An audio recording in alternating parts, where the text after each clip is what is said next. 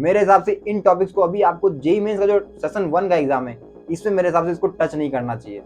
PYQs आपको कौन कौन से करने चाहिए? पीवाईक्यूज अभी तो बहुत सारे हैं और लास्ट में एक ये सीक्रेट टिप आपके लिए वो ये है कि आप ऑर्गेनिक हो गया, इनऑर्गेनिक हो गया और फिजिकल केमिस्ट्री हो गया, यानी कि जो केमिस्ट्री के तीनों पोर्शन है इनको आप एनसीईआरटी से भी कवर कर सकते हो, जो चैप्टर आपके बचे हुए हैं। तो हेलो डियर स्टूडेंट, एक बार फिर से आप सभी का स्वागत है हमारे YouTube channel the student volunteer पे। तो जैसा कि आप लोगों को मालूम होगा कि जेईई मेंस 2024 सेशन 1 में मात्र 100 डेज बचे हुए हैं।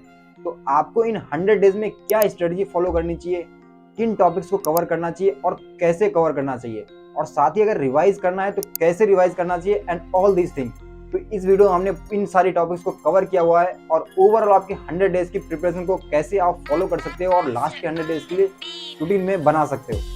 तो चलिए इस वीडियो को स्टार्ट करते हैं और डिस्कस करते हैं इन्हीं पॉइंट्स के बारे में। सबसे पहले आपको देखना है कि आपके 3 सब्जेक्ट हैं, जैसे कि फिजिक्स, केमिस्ट्री एंड मैथ। तो इन सब्जेक्ट्स में आपके कौन कौन से चैप्टर्स 100% कंप्लीट हो चुके हैं, इसमें आपको डिवाइड करना है 3 सेक्टर में। सबसे पहले आपको वो चैप्टर लेना है जो आपके 100% कंप्लीट हो चुके हैं, यानी कि आपको 100% कमांड है उस चैप्टर्स में। फिर सेकंड सेगमेंट में आपको ये लेना है कि जो चैप्टर्स आपके कंप्लीट तो हो चुके हैं, यानी कि टीचर्स ने आपको पढ़ा तो दिया है पर 100% कमांड आपको उस पर नहीं है, आपने हो सकता है क्वेश्चन नहीं किए हो सकता समझ में नहीं आया अच्छे तरीके से, तो सेकंड सेक्शन में आप उसको रख सकते हो।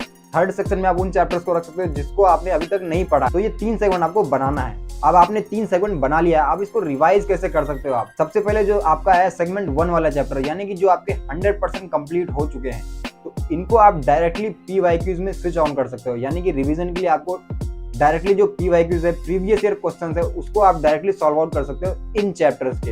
इसके बाद आपका सेगमेंट 2 का चैप्टर्स आ गया, जो आपने कंप्लीट तो कर लिया, यानी कि टीचर्स ने आपको पढ़ा तो दिया है पर 100% आपका कमांड नहीं है उस पर। तो उसको आपको ये करना है कि वन शॉट सोल्यूशन आपको यूट्यूब से चेकआउट कर लेना है। वन शॉट सोल्यूशन आपको कई यूट्यूब प्लेटफॉर्म पे मिल जाएगा, जैसे आपके अमन भैया का प्लेटफॉर्म अपनी कक्षा में मिल जाएगा, जैसे आपके अलग सर के प्लेटफॉर्म फिजिक्स वाला भी मिल जाएगा और कई अदर प्लेटफॉर्म है उनपे भी मिल जाएगा। तो वहां से आपको वन शॉट सोल्यूशन कंप्लीट करना है और जैसे ही आपका वन शॉट सोल्यूशन कंप्लीट हो जाए उसके बाद उन चैप्टर्स के अभी वापस से पीवाईक्यूज स्टार्ट करने, रिवाइज करने के लिए। अब आया थर्ड सेक्शन, यानी कि जो चैप्टर्स आपने अभी तक कंप्लीट नहीं किया है। अब जो चैप्टर्स आपने अभी तक कंप्लीट नहीं किया उसके भी 3 सेक्शन है एक्चुअली। तो 3 सेक्शन कैसे कैसे डिवाइड कर सकते हो देखते हैं। अब आपने जो चैप्टर्स अभी तक कंप्लीट नहीं किए या यूं कहें कि अभी तक स्टार्ट नहीं किए, उनको आपको 3 सेक्शन में वापस से डिवाइड करना है। 3 सेक्शन कैसे डिवाइड कर सकते हो? इसमें आप सबसे पहले इजी वाले चैप्टर्स ले सकते हो, जो चैप्टर आपके इजी हैं। सेकंड जो मॉडरेट है। थर्ड जो आपका बहुत ज्यादा हार्ड टॉपिक्स है, हार्ड चैप्टर्स है, इनको अब 3 सेक्शन में आपने डिवाइड कर लिया है इन चैप्टर्स को। अब इसमें ऐसा करना है आपको कि सबसे पहले आपके जो इजी चैप्टर्स हैं, जो आपको इजी गोइंग हो सकते हैं, या यूं कहें कि 1 से 2 दिन के अंदर आप इजी वे में उसको कर सकते हो। चाहे आप वन शॉट की बात करें, अगर उससे हो सकता है तो वेल एंड गुड है। मॉडरेट वाले जो चैप्टर्स है वो भी मेरे हिसाब से अगर वन शॉट से हो जा रहा है, कुछ सिंपल कुछ क्वेश्चन है अगर उस चैप्टर्स के हो जा रहे हैं तो वेल एंड गुड है, उसको भी आप उससे कंप्लीट कर सकते हो। थर्ड आपके आगे हार्ड टॉपिक्स कुछ जो आपके बचे हुए हैं, मेरे हिसाब से इन टॉपिक्स को अभी आपको जेईई मेंस का जो सेशन 1 का एग्जाम है इसमें मेरे हिसाब से इसको टच नहीं करना चाहिए। तो इस चैप्टर को आप छोड़ भी सकते हो। अब एक तरीका और है कि आप वेटेज वाइज चेक कर सकते हो, यानी कि जो आपके इजी, मॉडरेट और हार्ड टॉपिक्स थे इनमें सबसे ज्यादा वेटेज किसका है। अगर इजी वाले चैप्टर का वेटेज ज्यादा है या मॉडरेट वाला, तो वेटेज के अकॉर्डिंग भी इनको आप सेक्शन में डिवाइड कर सकते हो। जैसे कि किसी चैप्टर का वेटेज ज्यादा है तो उसको आप पहले कर सकते हो, या फिर बोल सकते हो उस पर आप फोकस कर सकते हो। थर्ड जिसका वेटेज कम है और हार्ड भी है, उसको मेरे हिसाब से टच करने की भी जरूरत नहीं है सेशन 1 के लिए। तो ये थे कुछ टिप्स जिनसे आप अपने चैप्टर्स को कैसे पढ़ सकते हो और कौन कौन से चैप्टर्स आपको पढ़ने चाहिए।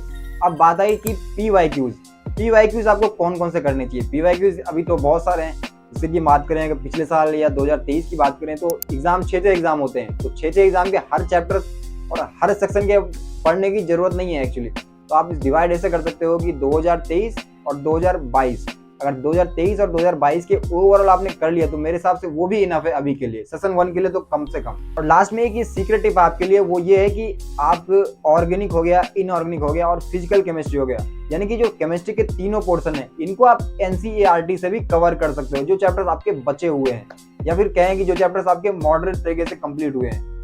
इसके बाद फिजिक्स की अगर बात करें, फिजिक्स के लिए टिप्स ये है कि जो चैप्टर्स आपके कंप्लीट हो चुके हैं अभी तक, उनके फॉर्मूले आप कंप्लीट तरीके से रिवाइज करते हुए चलो और याद करते हुए चलो, उसको कभी मिस आउट नहीं करना है।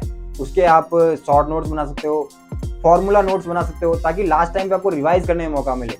और सेम चीज आपका मैथ में है, मैथमेटिक्स में आप ये कर सकते हो, जो आपके फॉर्मूला है, फॉर्मूला चार्ट्स बना लिया आपने, कुछ ग्राफ्स वगैरह हो गए, उनको अच्छे तरीके से रिवाइज करते हुए चलना है ताकि ओवरऑल लास्ट में आपको दिक्कत नहीं आए।